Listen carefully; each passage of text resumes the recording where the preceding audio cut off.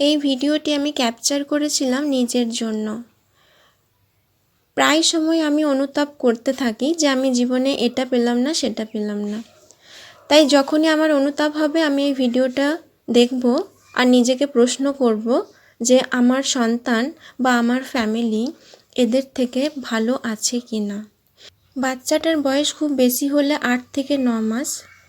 প্রচণ্ড রোদ গরম, তার মা তাকে ঘুম পাড়ানোর চেষ্টা করছে। হয়তো এনারাই হচ্ছেন যোদ্ধা মা। আমরা তো শুধু অনুতাপই করতে থাকি, কোনো কিছু না পাওয়া থাকলেই অনেক অভিযোগ থাকে।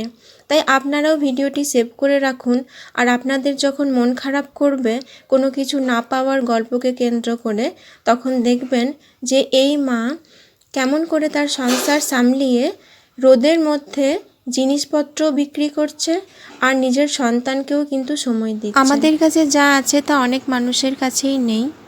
তাই আপনার যা আছে, যেটুকু আছে সেটুকু নিয়েই ভালো থাকার চেষ্টা করুন আর ভালো থাকুন।